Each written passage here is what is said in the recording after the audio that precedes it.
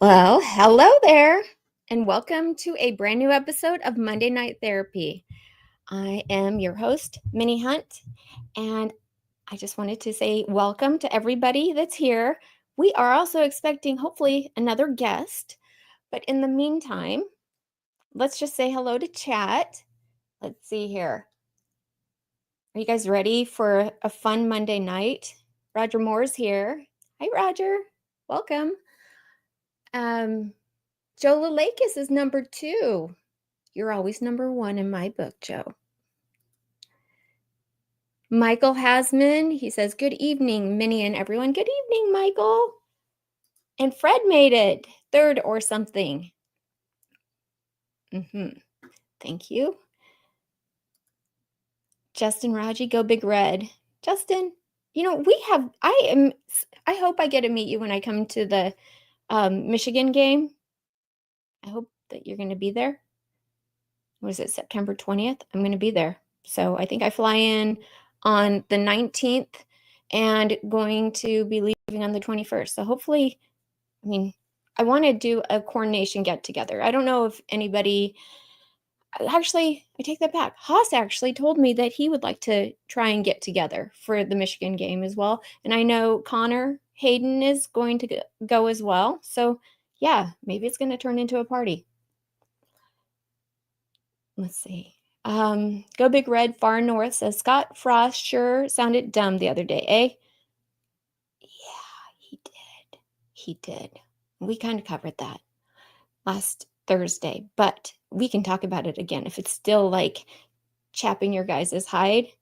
I'm kind of over it. I don't know if you saw Connor's live stream on Friday, but he likened what Scott Frost said to basically like having a disgruntled, he said, ex-girlfriend, okay?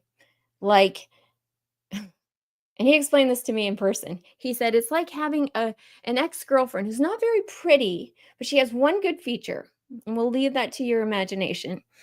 And then you get a 10 that walks into your life, and you're like, okay, this is what we're talking about. And I know it's kind of a crude explanation, but it makes sense, especially when he says it. And he goes, so of course the 6 is going to be saying bad things about you, but are you really worried about the 6? I don't know. It was actually a really good explanation. If you missed it, you should watch he just said, he's back. He'll be back anyways on Friday. So he actually moved here to Arizona. And yeah. So let's see here. Michael Hassman is here. He says, the season cannot get here fast enough. The off season is just way too long. It is so way too long. But, it gives us the chance to talk about a lot of things. And I know I mentioned to you guys last week that I get to go to the Big Ten Media Days. And that starts a week from tomorrow. So it's going to be in Las Vegas at the Mandalay Bay Resort. And let's see, I'm actually going to be taking a little road trip with my daughters. Prior to that, I'm driving up to Utah, going through like Zion and doing some hiking, and then going over to Las Vegas. And my brother-in-law actually lives there, so we'll stay there. But yeah, it's going to be fun. I can't wait. And, Dylan is one of our representatives this year, so maybe I'll get a chance to talk to him. See, the other Dave says, go Big Red. Hey, the other Dave. Another Arizonan, right? I think. Brad Wilson. Hi, Minnie and all. Brad from Beatrice is here. Brad, I need you to email me if you can. Or, just email me whenever you have an opportunity. It's Husker Minnie at gmail.com. I think that's it.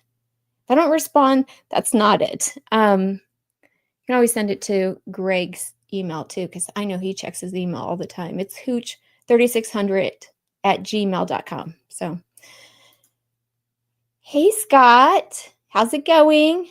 Scott, I was watching something yesterday. What was I watching? Oh, I know, Peek Around the Corner. And you made a comment because they were talking about Nebraska. And I was like, hey, you get around. They're talking about how good Nebraska is. And it just made me think yesterday, all of these, YouTubes, all of these, like ESPN, CBS Sports, Joe Klatt, like what they're saying about Nebraska compared to like what, I showed you guys my heavy reading this off season, right? I have the Phil Steele, the Athlon Sports, and then Lindy compared to what their rankings are. So I wanted to talk about that, and I want to get your guys's like input as to how what you think that looks like. Is that fair? Like that we're in a top 25 on one list and totally forgotten about in others. So we'll talk about that. All right. Dana's here over at Facebook. He says, yeah, Monday. Yay, Monday. I don't think I've ever heard anybody say yay for Monday, but we're happy it's Monday because we're here. Hey, Nebraska strong. Go Big Red. Go Big Red. And thank you.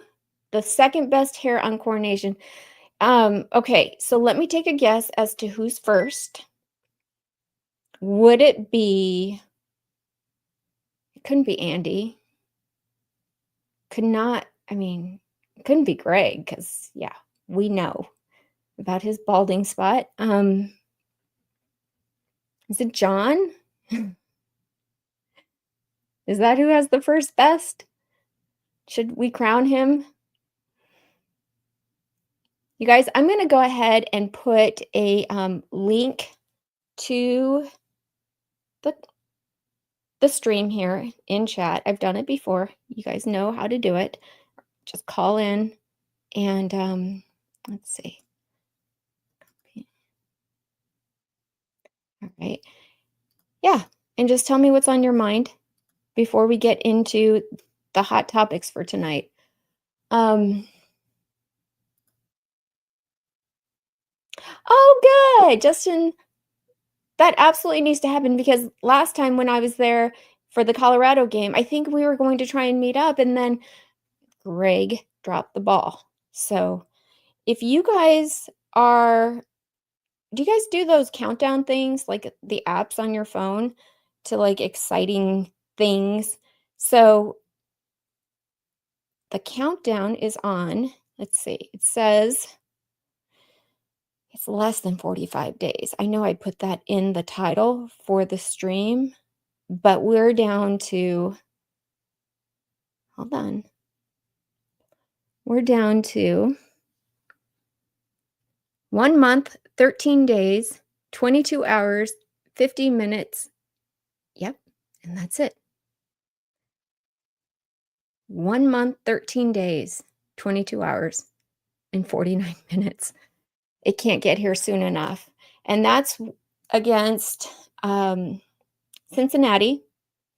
And, there's a lot of talk also about Cincinnati that we need to get to. Oh my. There's a lot of chat. Okay. Michael Hassman says, not a fan of Las Vegas, but media days would be worth attending. Are you not a fan of Las Vegas just because of the hype? Like, it's just, maybe I know what you mean, because I'm not a huge fan either. Maybe, perhaps, like when I was younger, but I'm not a big gambler these days. I'm sure I can gamble a little, but I like my money too much. And Tony says, besmirch fickle when you're in Vegas. Tony, I don't think I'm allowed. I mean, maybe it'll be interesting. I forget what day Wisconsin gets to go on, but yeah, we'll definitely, I'm doing a show next Monday. So the night before from Las Vegas. So make sure you guys are here, and we will definitely talk about all the things, all the questions you want if I'm able to ask. Okay? Let's see.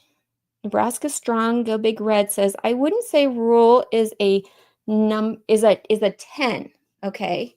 Our record is 12-13. That's the record over 2 years. Yes, but Nebraska Strong. There have been some evidence that he takes a huge leap in year 3. He did it at Temple. He did it at Baylor. Granted, it could just be, those 2 programs that he was able to pull out of the gutter, literally in the gutter. But, I mean, he has a lot more to work with here.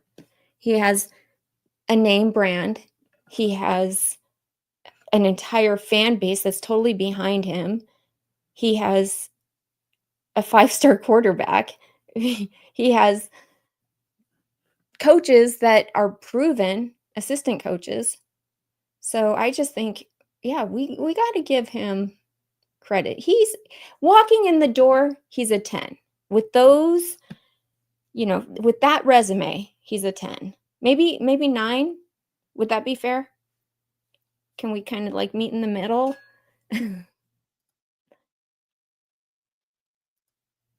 Oh, you are from Arizona, other Dave. Nice. Oh my gosh, Husker Chuck, I love this. Good going. This comment right here. He says, Rhule will never again have a losing record at Nebraska. You guys, everybody, take out your phones.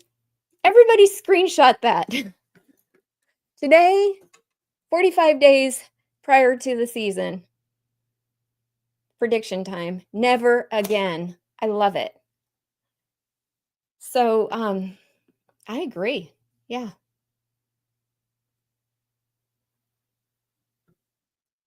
Ooh. Nebraska Strong says, I hope that you are right, but it is premature to label Rhule a 10 out of 10. Okay, that's fair. I mean, there are very few coaches that are a 10. Most of those coaches, in my mind, have already retired from the sport. Although, even if you retire from the sport, doesn't mean that you can come back and make it happen again. I was reading somewhere that Bill Belichick is going to have like a really not a good season just because of his roster. So, I mean, it just takes time.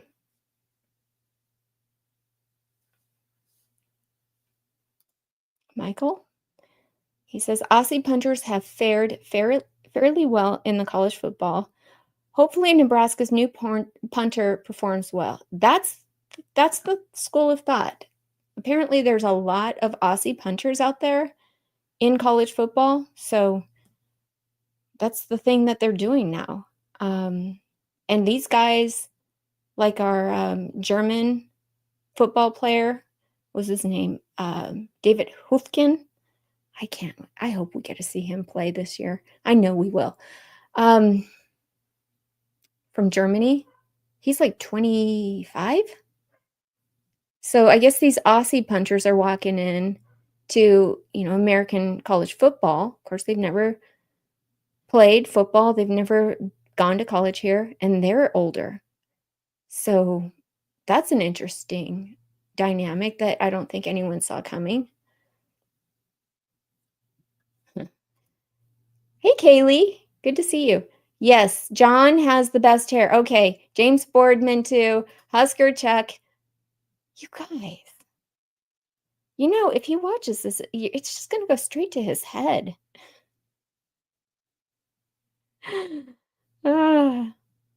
Please get dressed, Husker Chuck, before you come on. One time I was watching a live stream and this guy gets on the live stream. I kid you not, guys. He has no shirt on and it's like he's laying in bed. Yeah. I was like, wait a second. Did he mean to do this?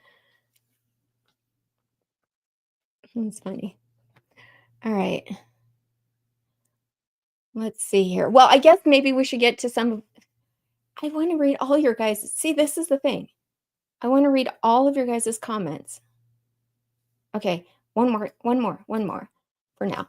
Okay, Nebraska Strong says, keep in mind Solich was 58 and 19 and was fired. We know! That was horrible. Bo Pelini was 67 and 27 and was fired. I hope that Nebraska's chancellor and AD have learned from the mistakes from the past firing winning coaches. Yeah, me too. I really do. All right. I said one more, but I know Scott's planning on going to Kansas City. And I think he's going to go to see Bon Jovi the night before, right? This is like your birthday present to yourself. Oh, so jealous. Oh, okay. Last comment, and then we're going to get to some news. Vince Watson says Cincinnati a trap game if their head's not on right, and they are listen to what the media talking heads keep saying. Okay, so Phil Still was on a 365 Sports, I think is what it's called, and he was asked, to kind of sum up after the Big 12 media days last week, who the surprise Big 12 team is going to be. And I recorded it. I hope you guys can hear it. Tell me if you can't, okay? Surprise the most in the Big 12. I'm looking for a surprise team one that nobody is looking at. I would have to go with the Cincinnati Bearcats. Clearly the best team he's had since he's been there. They've got a better quarterback in Brendan Sorsby. I like what they have at running back. We Walker and Evan Pryor. The offensive line is a veteran unit. Defensively, they've got 8 starters back. Looking extremely strong there. Remember last year they opened up the year 5-2, faded down the stretch. I don't think you're going to see that fade this year. So if you're looking for a team that I'm absolutely sure nobody is going to pick, well, that would be Cincinnati. Okay, if you didn't hear that, he said, who would you pick as a surprise team that's going to be at the top of the Big 12? Mind you, there's a lot of teams in everyone's top 25 list that are from the Big 12 that are on that top 25 list. He says, well, one team that nobody has on their radar is Cincinnati, and that's because they have a veteran defensive line. No, excuse me. Yeah, defensive line has 8 starters, or their defense has 8 starters. Their offensive line is all veterans. They have Brendan Sorsby and a wide receiver and a tight end that are veterans as well. So he was saying that, Scott Satterfield has his best team that he's had since he's been at Cincinnati there. So we can't take this game lightly. That's all I have to say. What Vince Watson said, we have to take it seriously. It's not going to be just like a walk-in. They're a tougher team than you would expect.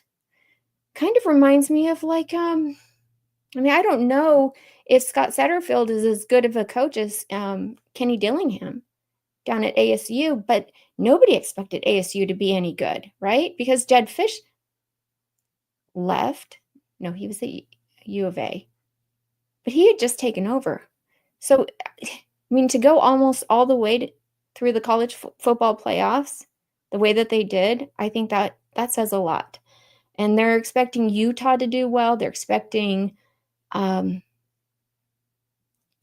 again, of course. But yeah, Cincinnati.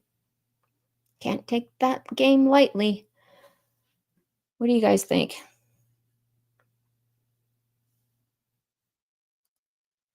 Michael Hasman says there's no excuse for not being totally locked in for the season opener. This is true. We've seen it happen before, right? Not being locked in, like for instance, when we played in Ireland. But this is different. This is practically a home game. This is going to be Dylan Raiola's. I know everybody likes to make fun of him. You guys can do that. He's used to it.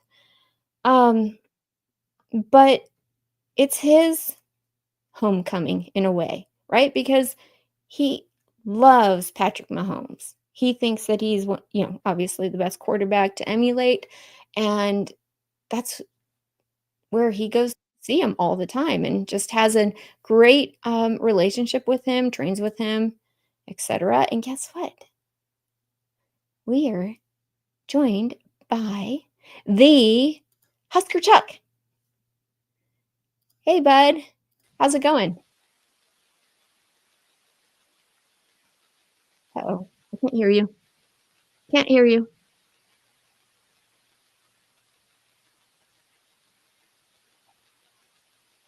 So Dylan is going to have this team locked in. How's that? Perfect. Yes, Better, yes, yes. Better microphone selection. Oh. Happy Monday. Happy Monday. Happy Monday night therapy. Okay. What do you think about having the season opener locked in, like the guys focused? I don't think it's going to be a problem. I really see this team as ready to get going. They're probably tired of hitting each other. And I don't think that that Rhule is going to lay an egg when it comes to pregame speeches. If we die, we die. That kind of thing. So I look for him to come out fired up and playing well. Will there be a few mistakes first game? Yeah, probably. Cincinnati will too. But I think the talent difference, the first half may be pretty tight, but I expect the talent difference to show in the second half. And I hope I don't eat my words, but I'm reasonably confident about this game. I am too. However, I see these guys, like I'm studying Cincinnati because I'm like, oh, I'm getting butterflies. It's starting to happen. Like, oh no. Where are they picked in the Big 12? Well, it depends. This is what I'm trying to say. Like, it doesn't matter who you could pick some random. They're not picked. They're all like the the surprise team that Phil Still has chosen to be at the top in the Big 12. It doesn't sound like an easy. The Big 12. I know, but okay, like the other Dave says, right? Texas Tech is in the Big 12, and they're I mean, they have quite the roster. And then but, Texas A&M spent a lot of money on theirs a couple of years ago and see how well that worked out. So Texas A&M's doing. They just have a really tough schedule. They're bouncing back, but they were terrible. With the highest paid roster, it takes more than that. Not saying that Texas Tech isn't going to be good. I'm sure they will with that much talent, but Big 12 good. Until I see some evidence that the top third of the Big 12 can compete with the top half of the SEC or Big 12 or Big 10. I will have kind of a jaundiced eye toward Big 12 teams. Look what we did with Colorado last year. We were a 7-5 team, 7-6 team. They were a 9-win team in the Big 12. Yes. They wouldn't have been a 9-win team in the Big 10. They would have been a 5. That's absolutely true. That's a great point. Yep, I'll take that point. Yeah, I don't want to overlook them, but I also realize that they are in a lower division of football right now. There's no real argument about that. Not that they can't compete on a given day, but they wouldn't compete in a week in, week out grind against top quality competition. And don't you feel like the way that this payout has been structured is going to lend itself to this? Because like if you're not getting that play time or paid enough, aren't you going to want to just go to maybe perhaps a lesser conference to get that play time? Doesn't that suggest parity? like less dominant, fully auto, 12-0, 14-0 teams, and more 8-4, 9-3 teams. If the talent is going to go elsewhere to get playing time or get better money, then more teams are going to have talent. So I guess in that argument, I guess you could make the point that the Big 12 is going to get talent, but the payouts for the Big 12 aren't going to be as lucrative as the Big 10. Now they may be able to come up with the same cap. I'm not sure how they're going to enforce that cap, by the way.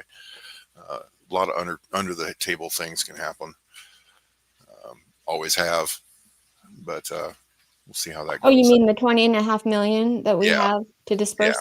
Yeah. Oh, what's to keep a team from spending 30 or that's 40? That's not a cap. That's the thing. That is just revenue sharing. But NIL is a totally different thing. And it's just, there's all kinds of questions. But, it's still evolving. I mean, this is a period of change in college football, a significant one.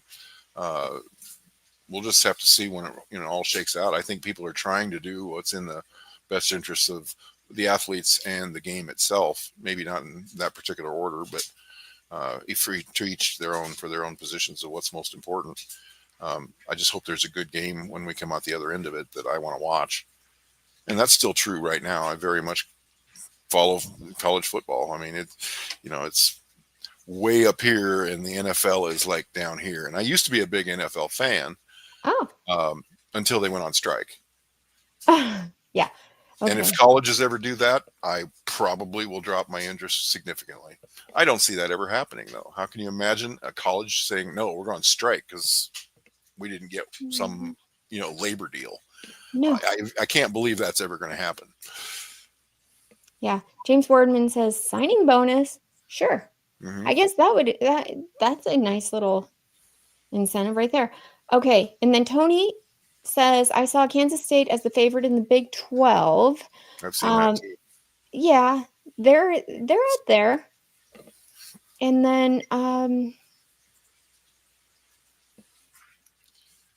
am going to momentarily silence my camera so I can go to beverage because I have to stand up to do that. We don't want to see you stand up just in case you're not wearing pants. Okay, Michael Hasman says Texas Tech is tossing millions around for their sport, trying to buy some relevance. I think it may backfire with the new rules, though. You know what's interesting is the person who's giving them all that money is that, remember we talked about that billionaire oil tycoon from Texas that went there, and he has an in let's see, in the government. He's working with the government to try and make these rules fair. So I don't know about that so much. Seems like he can probably, he doesn't really seem like he's out to only make Texas Tech the greatest, but he even said today, I think it was today or last week, that he wants it fair for everybody. So there's a lot of money down there in Texas. Well, Boone Pickens had the same thing for Oklahoma State. I mean, you get a big, wealthy benefactor that can afford to throw some millions at you. They can have an impact, but Oklahoma State is still not a national power. Never has been. I mean, they've been relevant, Right. But the SEC didn't want them. There's a reason for that. And Husker Bob says Cincinnati comes in as 5th in the Big 12, alphabetically anyways. Thank you for that. That is keeping things in order here on Monday night. That's right. Let's not get too entrenched in like what I guess what I'm trying to say is let's not get too involved in all of these lists, the top 25 lists that we see. Mm-hmm. I mean, we made it on the top 25 ESPN FPI just about a month ago. Mm-hmm. We're number 25. So they don't know. No, they don't. And these preseason magazines have been around for decades, and they're guessing. They know some information. They've done some research, but you don't know how this freshman player is going to, how much this guy's going to do. And I mean, they really are at best guessing what they, it's somebody's opinion of what all these teams are going to be. And you can't really know until you see them on. I mean, you see it every year where a team is highly rated at the beginning of the season and they Mm-hmm. just fall apart. You don't see them in the polls after week 3 again the rest of the year because they end up with a losing record or going 7-6 or something like that. Uh, Likewise, there's always a team that nobody picked that all of a sudden is sitting there in the top 10. This is true. You know, I mean, it's all it rare that that is doesn't happen. all it is a guess. I mean, I will say this: Phil Steele does do, and I looked at his magazine a lot closer. He does do a tremendous job at laying out all the facts, all the statistics that you could ever want to know.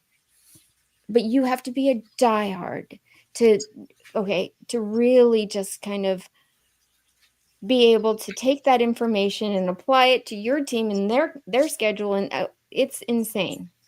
But he did agree that I'm going to take this comment down real quick. He did agree that this is the Big Ten's toughest to easiest schedule. I agree with Wisconsin. Yes.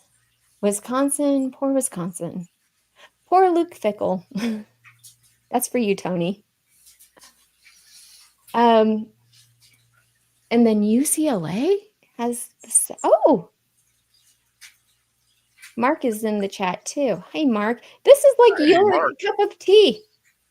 Going over stats. This is all I think he dreams this late at night. He's like, There you go. There you go. Mark, 1985. Florida State last year. They were in the preseason. They were in the top 10, and they won 2 games last year. Who was that? Florida State. Oh. That tells you about preseason predictions. Good call there, Mark. Wisconsin schedule equals justice. Justice. Does it? I mean, I agree, but I just don't know. Okay, Tony, is it because Wisconsin is so close to Minnesota that you don't like them? Is that why they're your rival? Have they been bad to you? Please let us know. Roger Moore says stats and lists are for baseball. I mean, that's a perfect point right there. Because injuries play a role, coaching mistakes play a role. What if so does emotion. I mean, you can have, chemistry on a team or not, and how hard a team will fight for the guy next to him matters a lot in football, more than any other sport, I think. It's a very much a game of momentum, and emotions can play a huge part of it. A less talented team can rise up and outplay a more talented team if they have an emotional edge. So that's what coaches have to do, and that's what they do. That's why they have the pep talks, and you have all the the communication going on. I love the pep talks. Yeah, that's what gets me going. Yeah.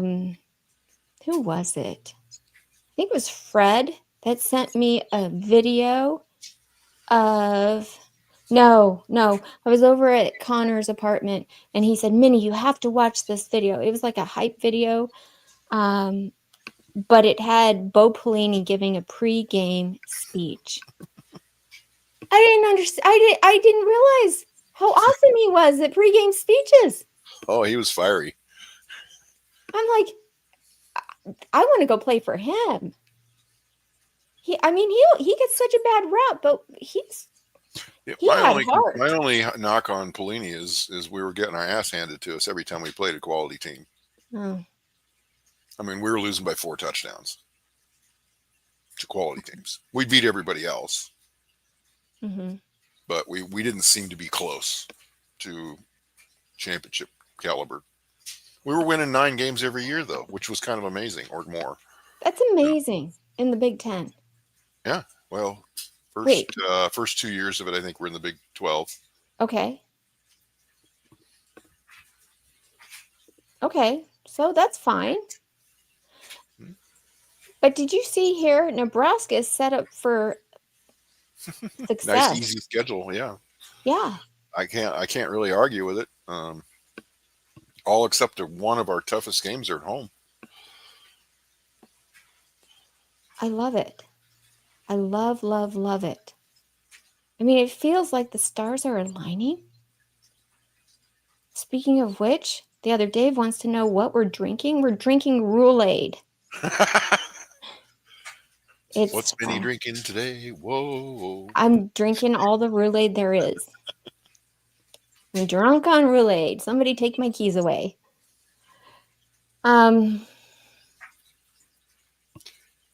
Let's see here.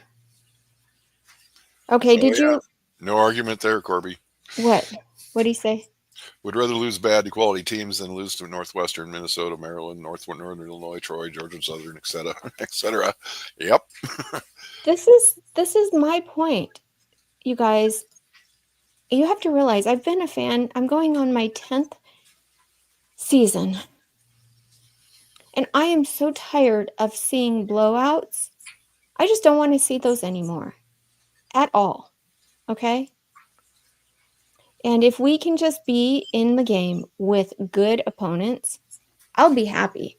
I know everybody's like, "Well, we need to win games. We need to win games." I get that. But don't you think that'll come? Like, just be in the game with good opponents.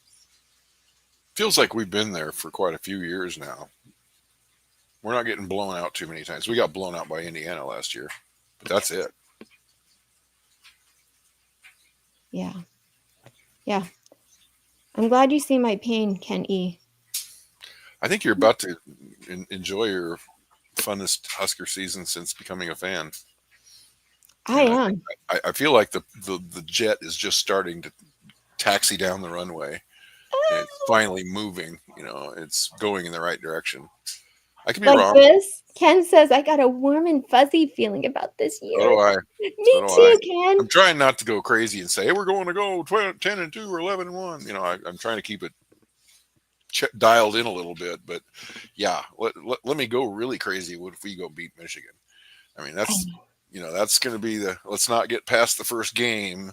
But once we do, all eyes are on Michigan because nobody's going to look twice at Akron or Houston Christian. Yeah. You could be right. 1970s child. Yeah, it could be. It's kind of amazing to see. Aw. Is this what you're talking about? Yeah. Aw. That is so nice. You guys, you're gonna I make me didn't cry. actually bring a butter knife down here, but yeah. Okay. Well, this is why I say I have got to be one of the best Husker fans there is. But I know for a fact there's better Husker fans, and I'll tell you why. My very first game I went to, okay, I go to this game. I don't even know the stadium very well, okay? And I try and buy the best tickets I can. Well, they sit me, you know how Memorial Stadium has on the lower deck, they have that like part where you can sit underneath it, underneath like the The ledge. overhang. Yeah. Yeah. Well, I'm sat literally right next to a column, a big cement column. And I just take my seat and I'm like, oh, this is horrible. I mean, I paid a lot for my tickets too. So, Did you take a picture from that seat? no. I just sat there and my eyes started to well up with tears. And I'm like, this is the worst day of my life. Because I was so excited to go, right? And so I used the restroom, and on my way back, I see the Boy Scouts are like helping seat people in the stadium. And I said, I am so sorry to even say this, but I bought my tickets online and I had no idea that they were seated behind a big cement column. And this is my very first game. Plus, it was my birthday. And I would never do this, but my heart literally was breaking. And I said, is there any way, I don't care if I move up to, the upper deck or whatever, is there any way I can move seats? And he said, come with me. And he brings me down as close as I can get, practically. And I sit next to this old farming couple, probably in their 80s. And, I'm so excited. I'm just like chatting their ear off. How long have you been a fan? Oh, this is my first Husker game. And, and he's like, yeah, and I'm like wanting to high five them. And, when I think they're doing something well, that we weren't doing fantastic, we won the game. But I guess he had seen a lot of Husker games, and he's still going. That guy's probably still going to this very day. So I know for a fact there are great Husker fans like that. I loved it. It's a good experience.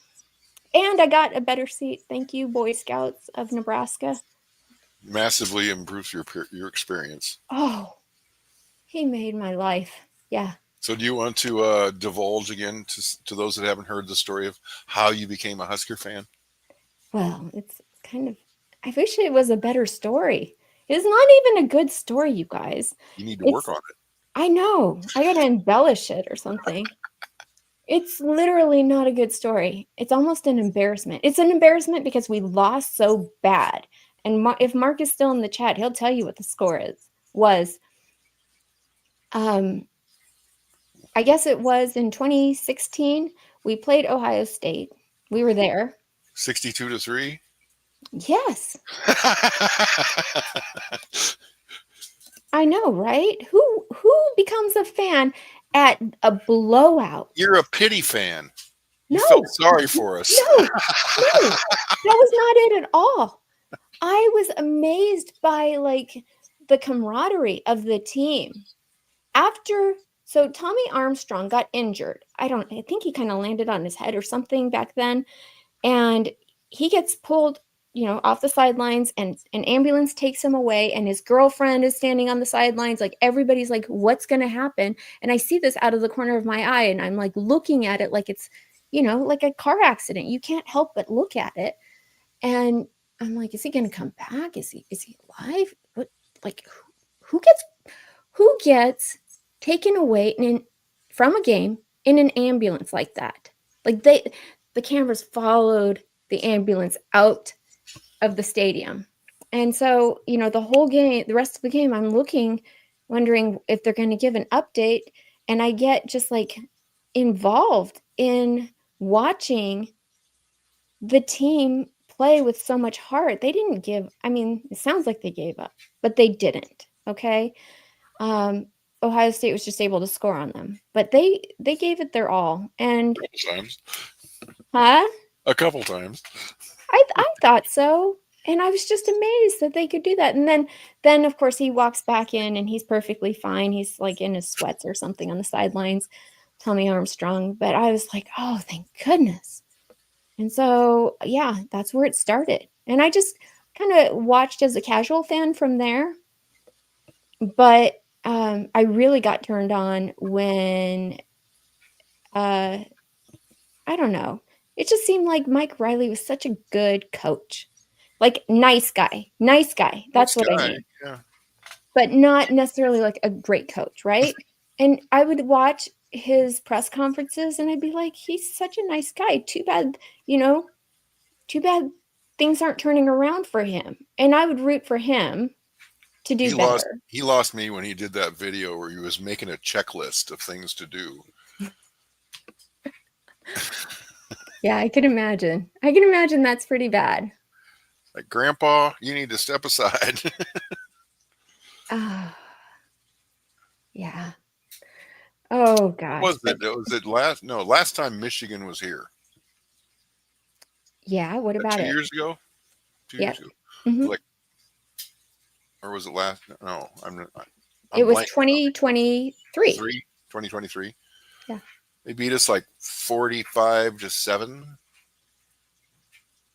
Yeah. And we scored late in that game. And I was so happy that we scored. I was scared. That game, we We were very close to getting shut out in that game, and very easily could have, but we didn't. We haven't been shut out at home since before you were born. I'm confident of that. Really? Yeah. Oh, 1968. 1968 was the last time we got Last time shut we were out. shut out at home. I'm writing this down just in case I get quizzed on this. Kansas State. Against Kansas State at home, 1968. What was the score? 12-0. It was homecoming. Oh. Why did we do so bad? We weren't good that year. We were 6-4 that year. That was before the emergence of Tom Osborne as the offensive coordinator, and we made some changes after 68 that ushered in some differences for the national championships to come. I think now, I don't think, I know. The last time we were shut out at all was on the road, and that was in 1996. Guess who our quarterback was? In 1996, it was it was Scott Frost. Mm-hmm. There we go. Yes. Look at this. I'm getting Nebraska trivia. Yes. You guys, it's only taken 2 years. Almost. We gave up 3 safeties and lost 19-0. I've never, please, anyone else that can remember any game with 3 safeties in it. Yep, 19-0 versus Arizona State. Oh, that was here. That was in Worst home loss for Nebraska ever, I believe, 61-7. Penn State, 1961, I believe. I could be wrong, but that's what my head is telling me. Okay. Nebraska, Nebraska strong. You must live in Nebraska. If you are going to be around for Michigan, you need to come and meet me because I always like your comments too. I open this up to everybody in the chat because you guys are you're the reason I show up here on Monday nights and Thursdays. I'm going to make an effort to get to Lincoln for the game. I don't know that I'm going to get a ticket to the game, but if there's a meetup before or after, I'll try to get there. That's great. But I always love, he's a little bit jaded, this Nebraska strong, don't you think? Or would you call it a realist? No, I think he's calling it straight. Yeah. Okay. To me, it kind of sounds jaded sometimes. He says Riley was an... Uh-oh, what was that? That was my dryer. Sorry. Okay. I'm not going to get up. Riley was an absolutely terrible coach. 19-19 in 3 seasons with our D giving up 450 burgers to end the season. What a complete embarrassment. I think he's like the farmer I sat next to right at my first game. We lost a game in Riley's last season to Kansas State at home, 65-51. I don't think there's ever been a total score higher than that. If somebody can correct me, but so we weren't very good on defense, is what you're saying. I don't think we even brought 11 players on defense. We were so bad. We were just, you guys score, we'll score. You score. This is, it was so bad. And was that Bob Diaco then? Yeah. No, and he's Bill Belichick's defensive coordinator now. I wonder if he's improved. Good luck to him. That is, whoa. Well, like we started off saying earlier, that just because you're good at one particular school doesn't mean that you're going to equal success at another. And maybe it goes both ways. Maybe if you're not very good at one particular school, you could improve. Wish them all the best. I think also there's people bubble up to their level of incompetence or competence, whatever you want to call it. You take a better job until you get a job that's too big for you, and then you fall back down to the job you should have stayed at. Oh. People figure out how good they are, or they don't, and they keep trying. Or nothing wrong, keep trying. But when you've exceeded your talent level, and that, find a spot where you fit. Maybe you're not a Big 10 coach. Maybe you're a Big 12 coach or a Southwest, American Athletic Conference coach, or a Sun Belt coach, or maybe you're a D2 coach, maybe you're a high school coach. I don't know. Whatever level of competence you have achieved doesn't mean you can't get better, but so I think that people do have a ceiling, and some people have bumped up against it and repeatedly failed. I mean, I don't know this as much as you would, obviously, but my take on it is if you're a good like high school football coach, you're probably going to make a pretty good coach in college too. Generally true. That could be more true than going from college to NFL. Okay. Yeah, but College is still a coaching or training, a teaching thing, where the NFL is not. There's no training or improvement going on. You're maintaining skills, honing skills, learning techniques to play within your team's program, but you're not, learning how to do new things. Learning how to catch a ball, or you've got already have all those skills by the time you get to the NFL. So there is no, when you see a lot of coaches coming from the NFL come down to college, that doesn't mean they're good college coaches, because they don't do that in college, in NFL. They may have to have good assistant coaches under them to do the coaching that they're not doing in the NFL. They're not familiar with. Doesn't people can disagree, but yeah. I mean, I think I would think rare. It's quite rare that somebody gets to being a college football coach without going through the high school levels. I'm sure there's exceptions, but that's probably that training program. That's why Matt Rhule said he tries to keep, a good like look on what's going on with high school coaches. If somebody makes an impression on him that's a high school football coach, he notes it because he could possibly call them to, maybe come and be an analyst or an assistant of some sort one day. Well, good high school coaches are typically good at teaching fundamentals. That's the level you're teaching in high school, and so that applies in college very well, because it just has to be honed at a higher level. Whereas I think it really becomes a different deal. It's a business in the NFL, and you're already elite athletes. There's only elite athletes there, and it's just mix and match and play your roster games, and everybody has their game plan.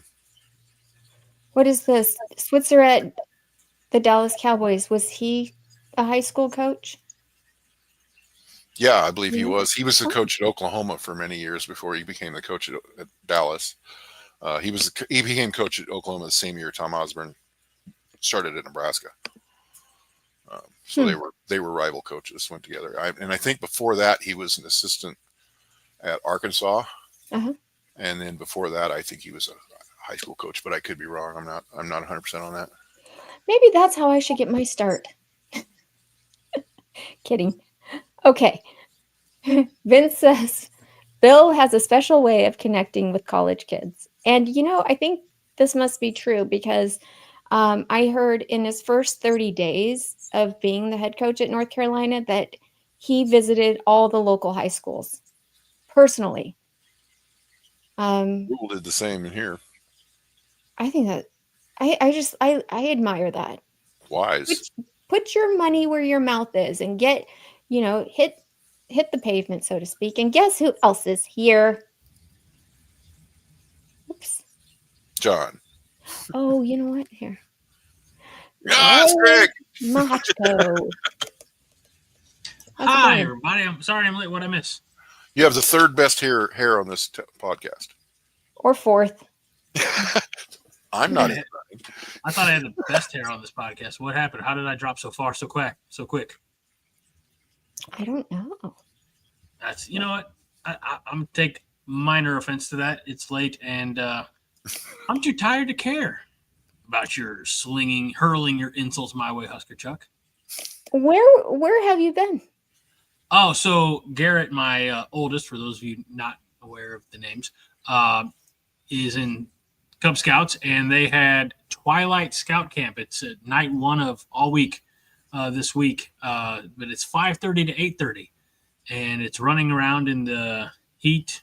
And I had the twins with me, so we got back probably about 8:45, and it's like, all right, everybody, not everybody, but it had to do baths and with the twins and get them to bed. And Yeah, so everything's been delayed about 2 hours. So my apologies to everybody for being tardy on the show that I'm not even technically on. So you're welcome that I'm here at all.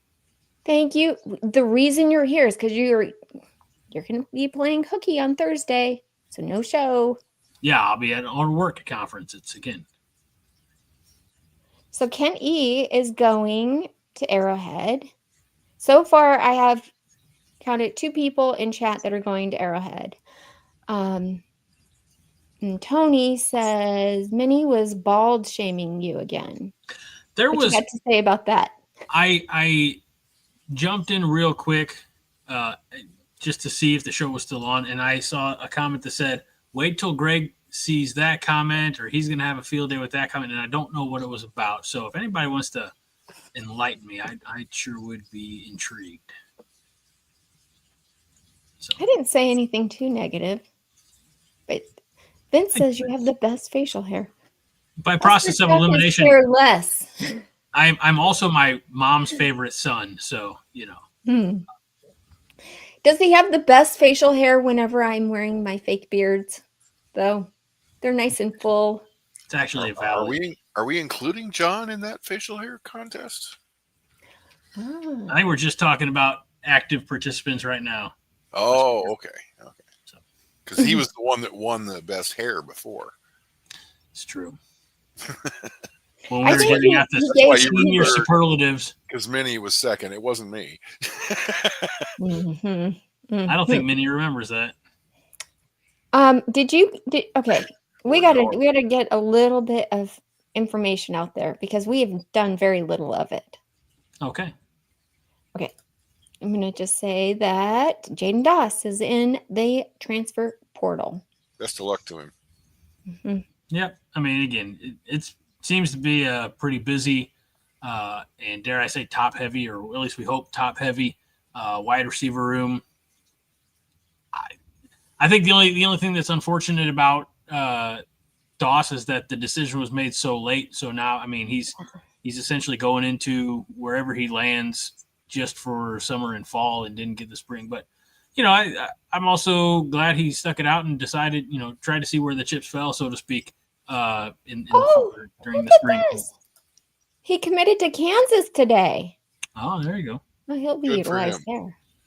Seems like Kansas does well with all of our, you know, hand-me-downs. Not as a coach. Oh. Who went to coach there? Turner Gill. Oh. And he didn't do well. I think that's an accurate statement. Okay. Yeah. He did very well at Liberty by Liberty. Yes, he did. Talk about bubbling up to your level of talent. Very well at Liberty, not so well at KU. Very well at Central Florida, not so well at Nebraska. Here's the pattern. Nice.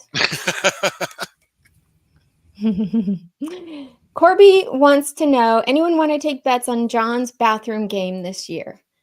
That's what I want to know too. What do you guys think? Are you hoping for some bathroom videos? Because I'm not. You know, it's going to be the one that would hurt him the most. What?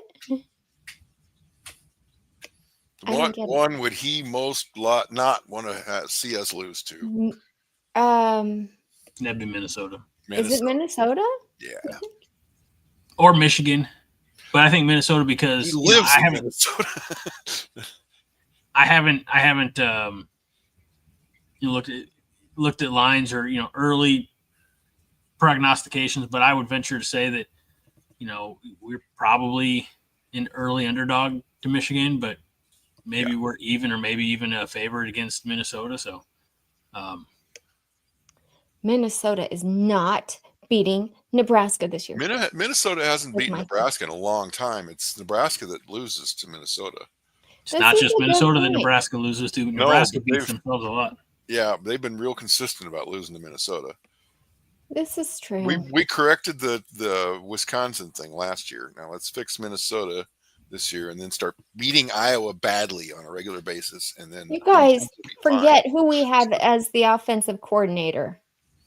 I thought you were going to say who we have as the quarterback. I was about to run on that. Well, that too, but the quarterback can only do as well as the offensive coordinator sets him up to do. And that's Dana Holgerson's specialty. I don't know.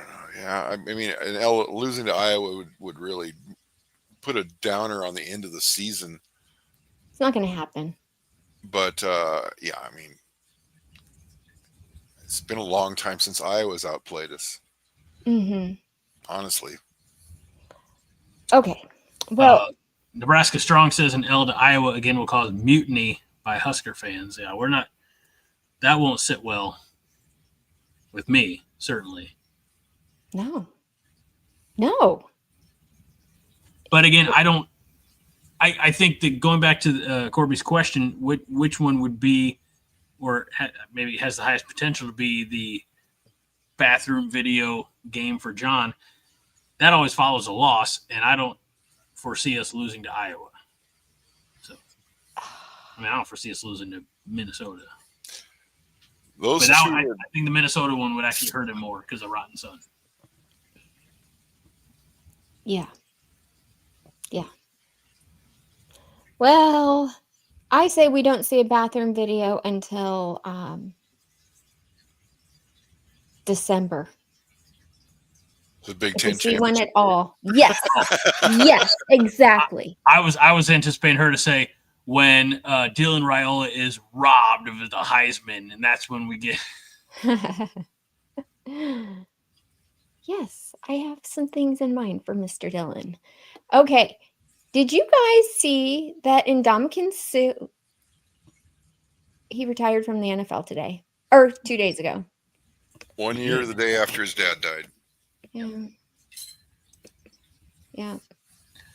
Brad Wilson wants to know how we can use him for the benefit of the program. First of all, he's a person and not to be used, Mr. Wilson, sir. He's been quite generous. We already named the weight room after him, but that was after a substantial gift donation from Sue. I think that alone, when you can say, look at, we have these state-of-the-art facilities. Mm-hmm. By the way, number 2 in the Heisman vote. I mean, you could talk about his legacy and tie it into, what we're trying to build. And by the way, have you really taken a look at our strength and training, strength and conditioning area? By the way, it bears his name. If you want to know why, here's his cell phone. I mean, I don't know. I'm not saying they're giving out Ndamukong Suh's cell phone to 17-year-olds. But I don't know. I mean, I think it's a situation where, first of all, kudos to him for the career that he has had, both, I guess, careers, college and the NFL. How do we use him for the benefit of the program? I think in whatever way he wants to, he's from Oregon. Maybe there's a world where he, goes back home and puts his efforts there. But I think, I don't know. I don't know if he ever has the desire to coach. I think he could be a tremendous mentor. He could hold camps. He could do a lot of smaller things that don't necessarily have to be a full Nebraska commitment, so to speak. But I'd be interested to see what his next steps are. I just wonder, does he have that special skill, that special something that can't really be taught? Because looking over his stats, because I've only watched him play a few times, right? When I've watched older games. He just stands out like somebody who is leagues above everybody else in play. He was exceptionally athletic for someone his size. Yeah. He could really, he was agile. Yeah. I don't know. This might be a step too far, Nebraska Strong. And I think this might be just a little bit sarcasm. It says, fire our defensive coordinator and hire Sue for DC immediately. It's a bad idea. I don't think anybody with zero coaching experience should step into defensive coordinator role at any level, but especially in the Big Ten. Power 4. So, I mean, if he wants, there are, I don't know. I mean, like I said, start with the camps, see how they do. I know he's very generous with his time, or at least if you read and believe the articles and reports, things like that, very generous with his time. So just ask him, hey, how involved do you want to be? Yeah. Open Easy. door. I'm sure he already probably has a good relationship with Rhule. I know I follow him on Instagram, and he's always posting things about financial success. Like he's a real, smart guy. He's a really smart guy. I stand corrected. Kenny says he was 4th in the Heisman, but 1 through 4 were all close. So yeah. And has any lineman gotten that close to winning since? I haven't necessarily followed that closely. Yeah. I talked with the Stephen Hatchell, the president of the National Football Federation Foundation for the College Football Hall of Fame. He did say yes. There has been others, but did you know? I just found a stat today that I thought was really interesting. That he was the first AP College Football Player of the Year. No. Forget it. He was the first since they started doing the I think the AP College Player. He was the first, and maybe like 15 years or something, who was the AP College Football Player of the Year, but not the Heisman Award winner. And he was the first defensive player, is what I think they said. Defensive lineman, or I can't read my writing. I hate it when I'm like, oh, this is such a good thing. I'm going to write it down so I can share it with everybody, and then I can't read my writing. I apologize. Maybe you guys already know this, though. A lot of agreement. Obviously, I don't want to say we're biased because we're Husker fans, but there's a lot of agreement in the comments saying that Tommy Frazier should have won I believe the 95 Heisman, and that Eddie George owes Tommy the Heisman trophy. He's just keeping it warm and clean for him. But yeah, it is a shame that Tommy's not in the Heisman House commercials on Saturday mornings. So that is. Well, if we had Frazier and Sue in there, that'd be 5. Yeah. Okay. Well, he's been an amazing person and leader. Like everyone here, they're talking about how successful he's been as a businessman, and he actually does include that.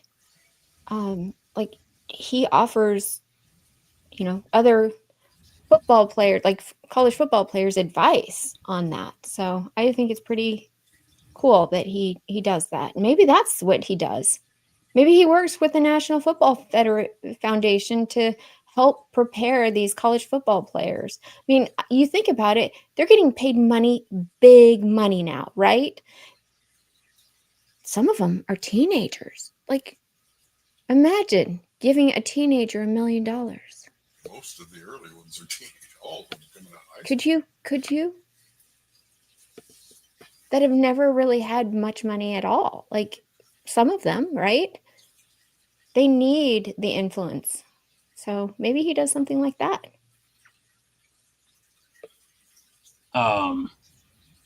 Ken E with a little tongue-in-cheek comment here about Warren Buffett. I like Roger Moore's comment. Heinrich Haarberg will become a Heisman candidate upon his return to quarterback this year. Of course you do. He's not quarterback. He's not going to be. Single greatest rise in college football history. The greatest story of all time. Yes, it would. And I don't know what I suddenly did to draw Nebraska Strong's ire, but he says, I'd like to see Greg do some Oklahoma drills with Adam Carricker live for coronation. That would be fan-freaking-tastic. I would pay for that. I'd pay top dollar for to be on the sidelines. There's 2 people / institutions that would need to get paid for that to happen. We do some for charity, Team Jack, whatever it may be, but I'm gonna have to get paid for that too. So, and there better be at least one comma. We're probably talking 5 figures to do that. So, Corby, you're too kind. Corby says, "Take my money. Want to see Greg hit the truck stick on Adam." I don't think. So Corby, again, I have 3 You kids. don't realize this is I don't have a truck Greg. stick anymore. I have a minivan stick. So. This is Greg. We've seen him do lunges, okay? And Adam Carricker is still Adam Carricker.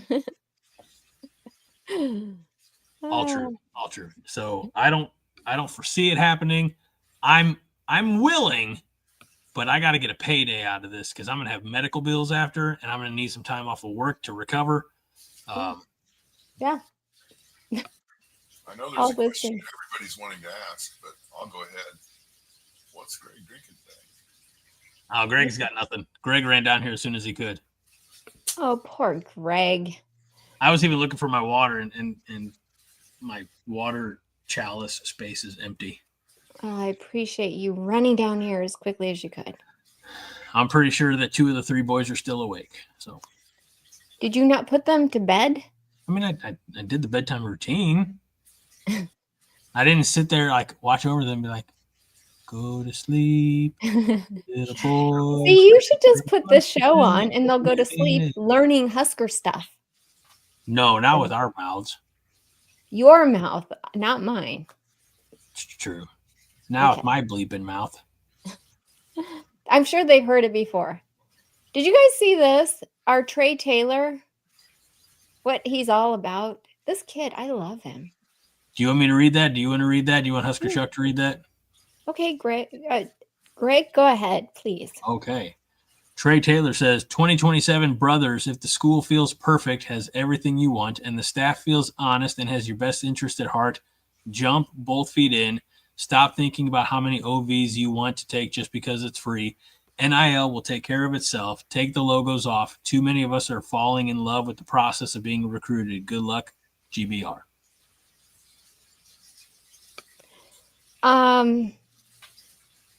This is a young kid. What is he? 17 years old?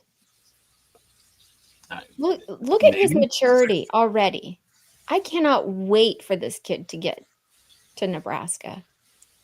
2027 is his. You realize when he gets to Nebraska, he's Dylan's replacement. Yeah, well, I don't expect Dylan to be here forever. I do know that. I do know one day he's gonna have to leave home.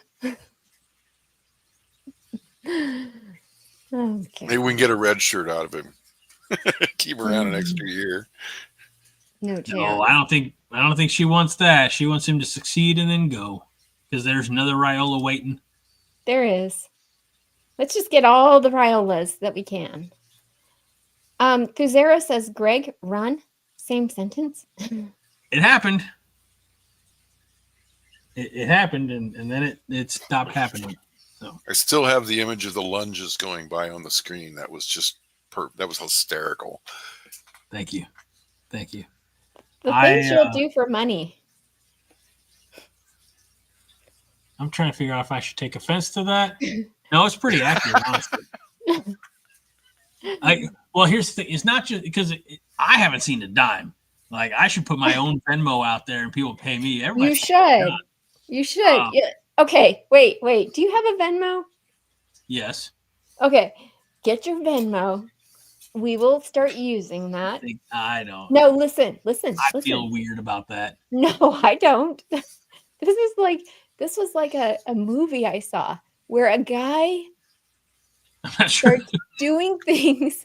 No, he starts doing things for money, and it's just weird stuff at first, right? But he has these people that pay him.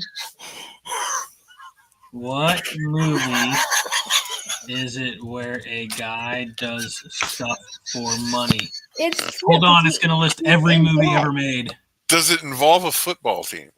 It does not. No, but it was actually a really interesting movie. Do you know who starred in the movie? they were like not good actors. Decade? It was recent.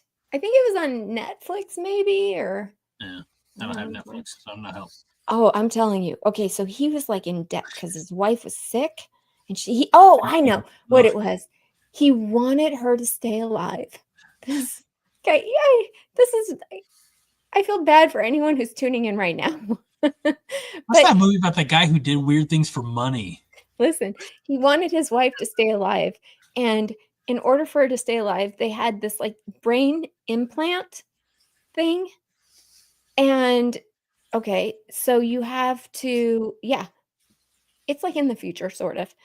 And so you have to pay to have this done, right? And he and her, otherwise she's dying, like right away. And so he's just like a blue collar worker, okay? Doesn't have like thousands and thousands of dollars laying around. So he hears about this thing from work where people pay you money online to do kind of weird things. So he's like, nah, I'm not going to do it. Also sounds like the internet we're in today. Yes.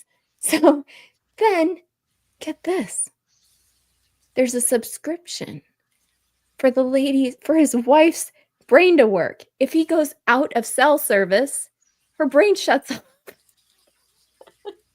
I'm not even kidding. This was a real movie. Okay. Ken E says That could it's a have its sci-fi advantages. series on Netflix. So Ken E is That's at least what it was. familiar It was with a this. sci-fi series. It was actually really good. But he starts doing weird things for money, and he gets paid. Greg, think of it. Think of all the money he could make. The weirder it is, the more you get paid. I don't even want to tell you what kind of weird. Like he had to like smash his finger with a hammer. No, I'm not. Yeah. I'm not. No, you really Like don't things need like to tell. That's what it was. It was Black Mirror. Have you seen those episodes? Who, me? No, I don't watch Black Mirror. TSD. Oh, TSD in the house. Good to see you, TSD. good to see you. Dun, dun, dun, dun.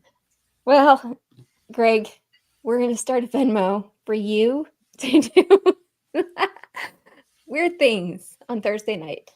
That's going to cut into our luxury box for mini funds. Oh, It's okay. Nebraska Strong says, sounds like Marcus Satterfield as an OC. Satterfield's brain shut off as soon as he got inside this football stadium. It's true. Wait, It's are we raising funds for Minnie to have a luxury box? Oh. Is that what Husker Chuck you were? That would be easier than getting her in the press box. Well, Coordination already has press box credentials. We do. Ooh. We have one or two guys who go or they wouldn't invite me. Actually, they did invite me. Here's the thing, though. This is you had a chance to be there and turned it down already. Mm-hmm. So here's what I can tell you about the press box. You can't cheer in the press box. Yeah. Why would I want to go? That sounds lame. Like you got to be always typing on your laptop. I don't want to do that. You can't you can cheer, but you can't be visible or audible about it. I mean, that would take.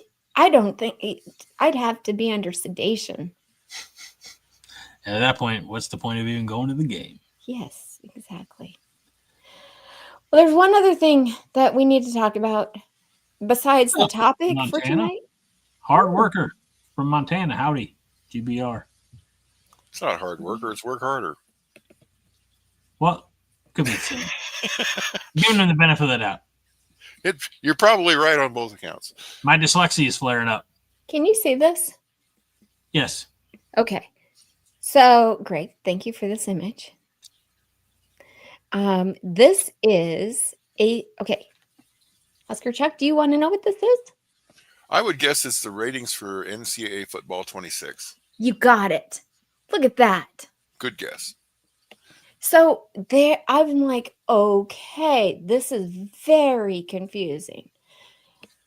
But to play this game, you could be like, you literally have the intelligence of a football coach because you have all these players are rated with certain things as like their best attributes. Okay. So it might be like 5 things like Dane Key is super fast. He's elusive. He can catch with one hand. He can, like, those types of things, and it'll tell you. So this was pretty interesting that, Dane Key is rated the highest on this game, I thought. On our roster. Yes, on our roster. That makes sense. Well, who else would you put there except I don't know. Corey Barney? But really, no. Dane Key probably would be considered the best wide receiver on this team right now, I think. Nebraska strong. Is that really necessary? I mean, I did watch that game the other day and went, "Oh, he did it again." Oh my God. Every time I watch that game, he does that. Greg, well, what's going on? I nudged a wire and my camera kicked off. Your USB port is still loose? Oh, it's been loose for years. Oh, once your USB port gets loose, it doesn't ever tighten up again.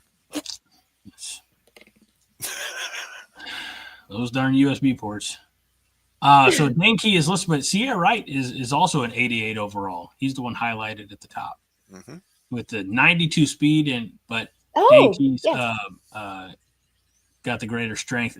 And this is the only part of the graphic. This graphic was shared in our private Coronation Slack chat Slack group chat that we share. So, so Sierra Wright, Dane Key, Marquise Watson Trent, Emmett Johnson, D. Raiola. I don't even know who that is. Raiola. Raviolia.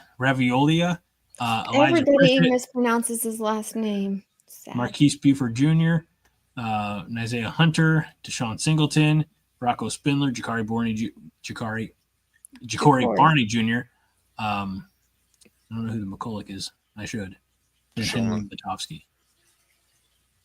So. You don't know who is?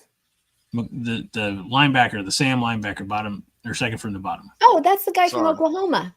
That's a dude. Is it DJ? Oh, wait until we get him. Oh, I was thinking of Deshaun Singleton. Yeah, no, he just transferred over from Oklahoma. That's right. I can't remember. I can't keep them all straight. I'm sorry, everybody. Oh, it's hard. I know you deserve. You had 17 transfers. It's okay. You don't have to have them all in the back of your mind. Okay, and then Corby Kobus says no Isaiah Mosey or no Cortez Mills. So they have not played, right? They're freshmen. So I think that's why. What? Nebraska Strong says Dylan gets +5 speed bonus if Minnie Hunt is added to the sidelines. Nebraska Strong. Oh, I like that he's an equal opportunity distributor and shit stir tonight. Thank you. What is Pitt? Pitt comes up with the cutest nicknames. He calls them the Ravioliator. Ravioliator. I'll tell you what, ravioli's fine, but toasted ravioli is where it's at. And the home of toasted ravioli is St. Louis, Missouri. Okay. There you go. If you're ever in St. Louis, you got to get some toasted ravioli from the Hill. That's where Kenny is. Can you get him at the top of the arch? Not at the top, no. Sorry. Justin Kane, I think Rocco Spindler is the top get out of the transfer portal. I think. Wait, that's not what you were saying months ago. It is too. That is not what you were saying months ago. What did I say about Rocco Spindler? You didn't say that he was the top get out of the transfer portal. Who did I say was? I can't remember his name because he's a long snapper. Okay, you're right. Besides the long, because that's the one position you can't screw up. Okay, we learn. I'm right again. You're right. Greg's right. Everybody, stay down. Corby says Jamarion Parker's in the game. He's a freshman. Yes, he is a freshman, also from St. Louis, Missouri. Oh. I know. They're going to be adding players. So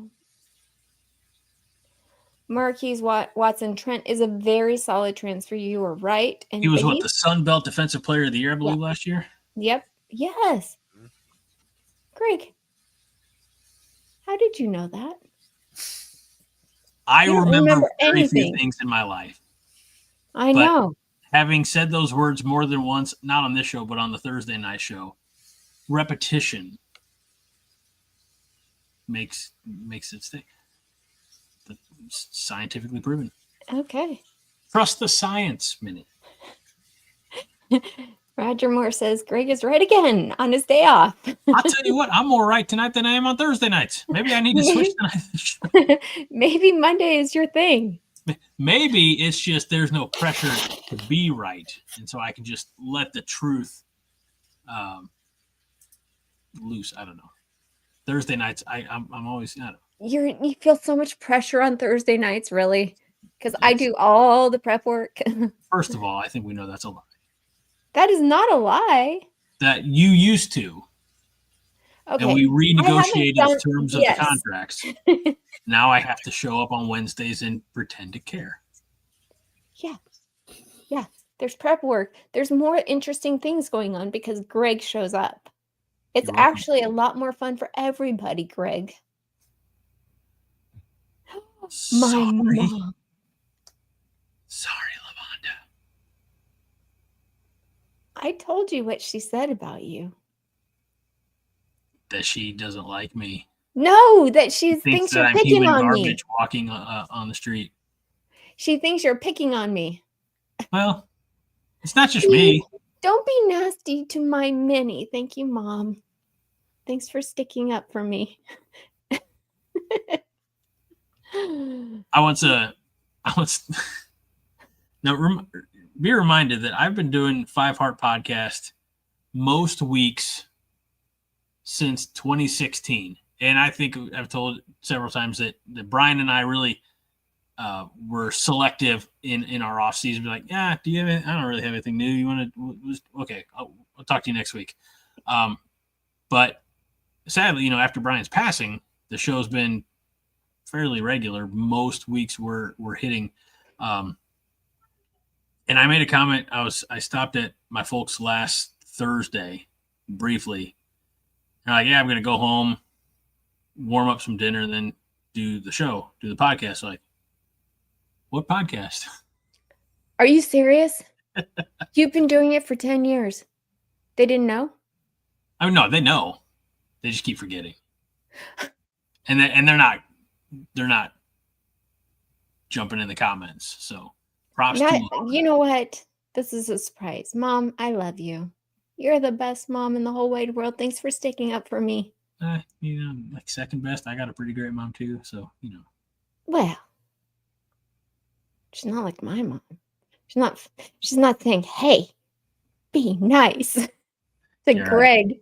Right. You're right. It's past my parents' bedtime. So what else we got to talk about that I'm late? What did I miss? Oh, Greg. I did this whole thing. I did prep work and everything. Did you? I did. Where'd you get all the topics for tonight's conversation? Well, I got 1 or 2 of them from you. Thank you very much. I get 2 of them from you. But I have to show you, I did this. Okay. I'm going to share with you guys. I did this. This is my. Nobody can read that. Oh, you can't read it? I mean, it's very blurry. Okay. Well, bottom line is this. This is CBS Sports, the column on the left. Next column is Sports Illustrated, top 25 rankings. Athlon Sports is next, and then ESPN FPI. So you can see, or maybe you can't, that almost everybody has Texas is ranked number 1. Mm-hmm. Okay. Okay. This right here. Nope. This right here. I start talking and I get interrupted because brain, shiny things. And I'll stop that. Okay.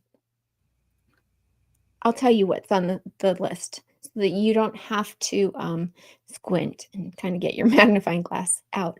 But before I do, this is Asian Posh Doreen.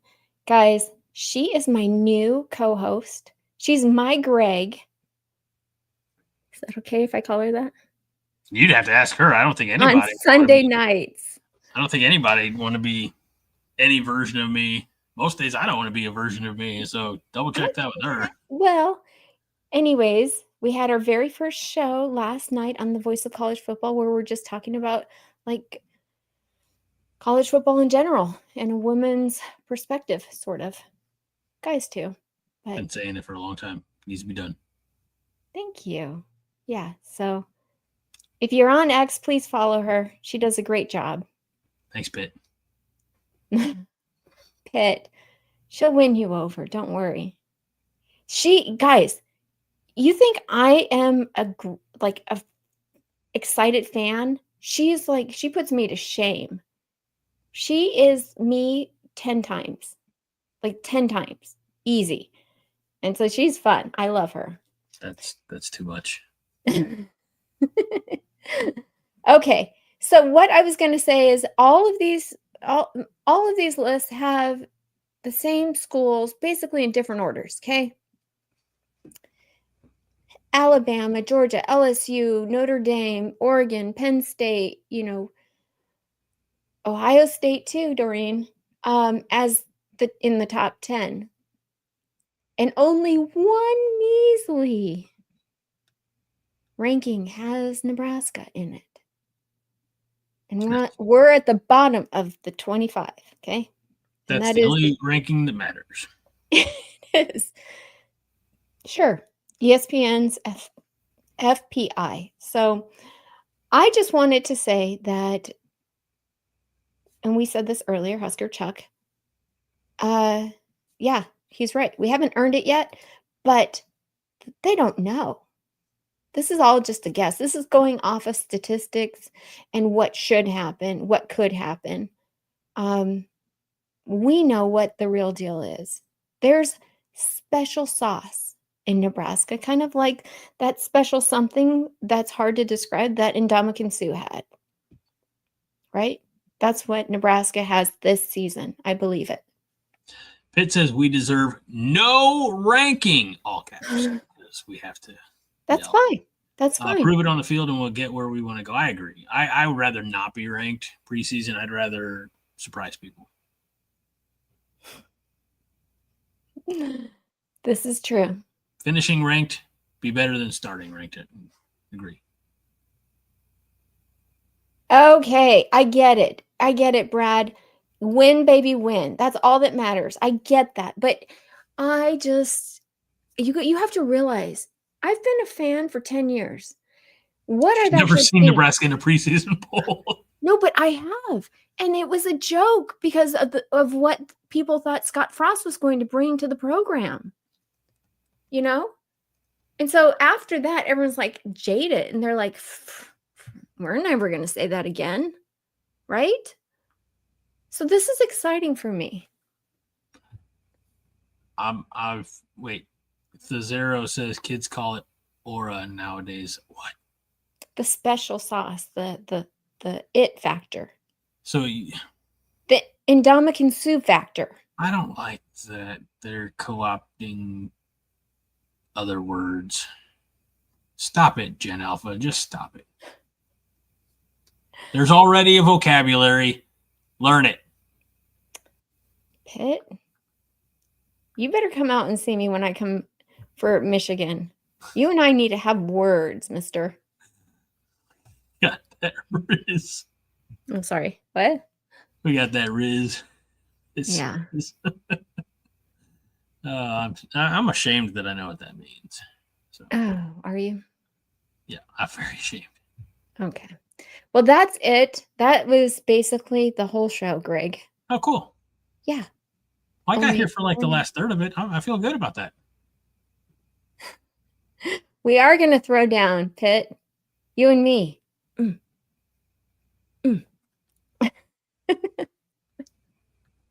I don't know. He's like taunting me in the chat. Only Pitt would do that. I don't know if that'd be the noises I'd be making.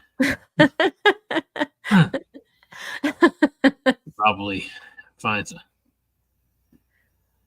Oh. Thank you, Husker Chuck, for filling in. I appreciate you always. Housekeeping. Yeah, you do that. Okay. Hey, wait a minute. This is Monday night. You can do it tonight, same as always. All right. That's a great opportunity to remind you that the graphic isn't there, but the sentiment remains. If you're watching us on YouTube, make sure that you like this video, subscribe to the Coronation YouTube channel, and ring that bell for notifications so you know every time we're dropping new content. There's going to be a brand new show tomorrow night. I believe that Andy's going to be talking about Bloodsport, the movie. Ooh, that sounds like a good movie. The peak of Jean-Claude Van Damme. Brad, you won't see us Thursday. I'm afraid I've got some bad news. I'll be out of town for a work conference. I will not be here Thursday, and I don't think Minnie's going to be here Thursday. I'm not going to be here because I'll be going out of town the next day. Which is why I'm here tonight. Now. No Thursday. No, you get a little mini bonus, not mini, but mini bonus 5-heart tonight by the fact that I'm gracing you in my presence. So thank you so much, Greg. All right, so this is Monday, so I get to say, hey, our founder and fearless leader at coronation.com, and how most of you are here on YouTube, is John Dam Johnston, and he has 3 books. The one that we talk about the most is Been Dead, Never Been to Europe. But he also has Manage Your Damage, Heart Attack Survivor, Overcoming Anger, Anxiety, and Depression to Get Your Life Back After Trauma. And most recently, The Mystery of the Dent in My Head by John Johnston, which is, I believe this is short. It's more of a pamphlet than a book, or maybe a short story. I would actually like that book. I don't think note, people, for my birthday coming up. In September, that's all I'm gonna say. Watch, now she's gonna receive 43 copies of Mystery. Coordinate, all right. Take your little side conversations. Be like, all right, are you big? All right, I'll get her pages 1 through 10. Hey, Trinidad, it's good to see you. And if you haven't already, make sure you head over to cobbycorn.com and get your sweet Coronation merch. But no, please don't buy any secure your balls t-shirts. We're trying to discontinue those. We're not. This is news to me. This is I true. honestly think that based on the state of our offense last year, we probably do need to secure our balls even more. We can't be chucking up 17 interceptions or whatever it was last year. Let's just move forward, Greg. Let's look to the future. Yes, let's move forward. That's why. And to the first down marker when we're sliding, we got to move forward, not sliding short. Thanks.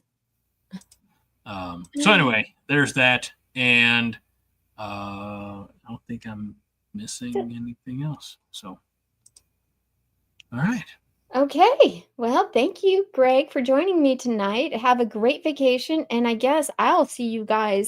Mine's not vacation. Mine's working. Yeah, but you're drinking at the bar when you could be here with. No, so it's so funny that you say that. In the work group text, boss says a message and says, "Look, he's already down there for some managerial stuff." He says, "Looking forward to everyone arriving safely. After the welcome reception, if you wear your royal blue agency polo, the bar tab is open." Ooh. And I definitely have the royal blue agency polo. So if I don't make it to Thursday, just know that I've enjoyed my time on here with all of you. Okay. Thank you, Greg. But I'll see you guys next week on Monday Night Therapy in Las Vegas. So get your questions ready that you want me to try and ask. If I get to ask Dylan anything. Not just Dylan, but Coach Rhule, the other representatives that will be there.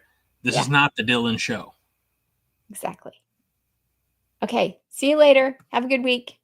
Go Big Red. Goodbye, everybody. Good night.